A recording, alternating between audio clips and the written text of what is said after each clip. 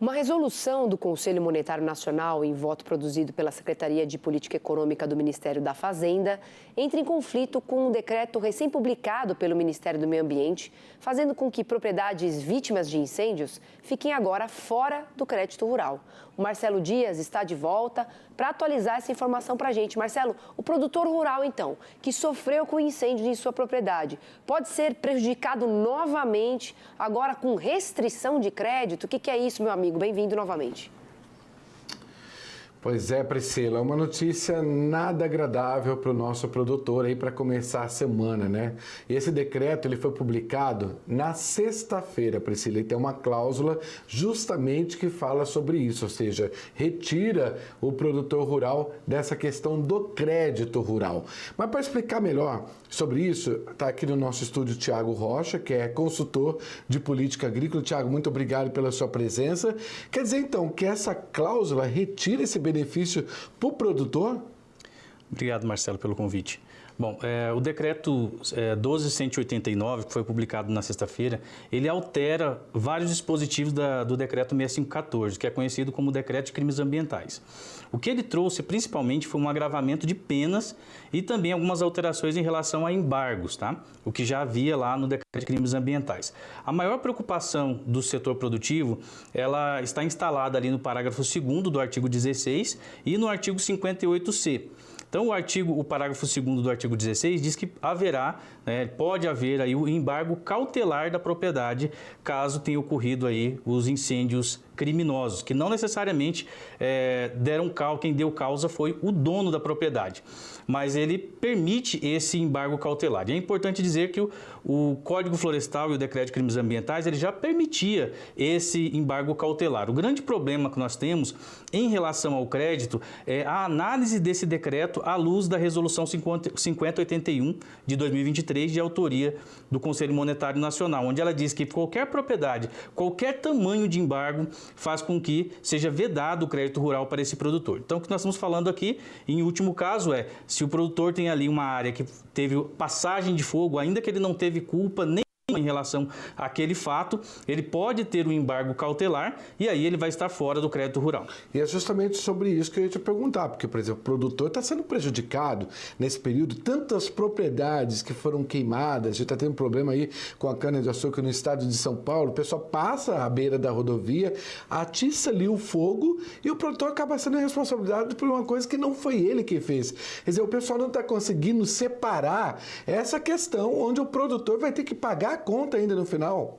Exatamente. E o que chama muito a atenção, o segundo dispositivo lá, que é o 58C, ele diz o seguinte, que o órgão ambiental poderá aplicar multas que vão lá de R$5 mil a R$10 milhões para proprietários rurais que for entendido que ele não tomou ações preventivas, ou seja, é bem salgado e a gente entende isso mais como um cheque em branco.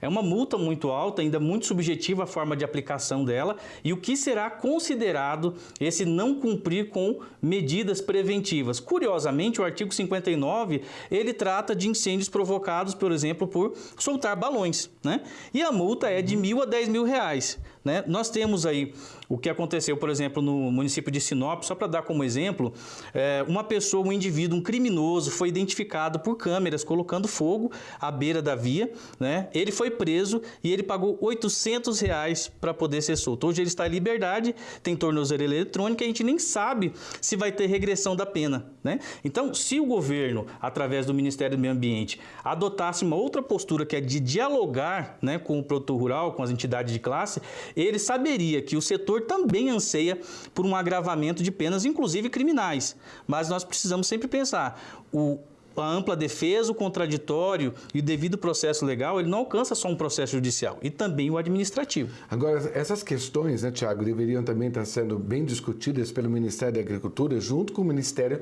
da Fazenda, porque o que a gente precisa de mais ação é justamente entender o que é responsabilidade por parte do produtor rural, e o Ministério da Agricultura está nessa defesa do que é o certo, do que é o correto, do que tem que ser penalizado, juntamente com o Ministério da Fazenda, para poder entender esse tipo de situação.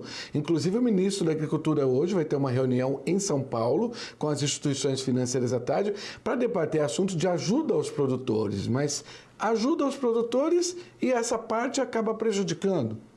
Exatamente. Bom, se essa ajuda for através de uma linha ligada ao plano safra, ou seja, ao crédito rural, seja Renova Agro, se esse produtor tiver um embargo cautelar na sua propriedade, não haverá aplicação dessa linha. Então, assim, é uma política pública que esbarra em outra política pública. Concordo contigo que os ministérios precisam em algum momento sentar na mesa e decidir o seguinte: o embargo é uma medida cautelar ou é punitiva, como a Secretaria de Política Econômica do Ministério da Fazenda quer fazer, né? Então, a gente precisa ter muita aderência ao que diz a lei, porque todas essas medidas abaixo da lei estão sujeitas, em tese, ao Código Florestal. O pessoal precisa se entender melhor, né? E dialogar mais, né? Isso é o mais importante. Tiago, muito obrigado pela sua participação aqui conosco. Obrigado. Só lembrando, então, Priscila, que esse encontro aí vai ocorrer na Superintendência Federal da Agricultura e Pecuária de São Paulo, às 16h, com a participação do ministro da Agricultura, Carlos Fávaro. É com você em São Paulo e a gente continua de olho nesse assunto. Tiago, obrigada a você também, viu, Marcelo?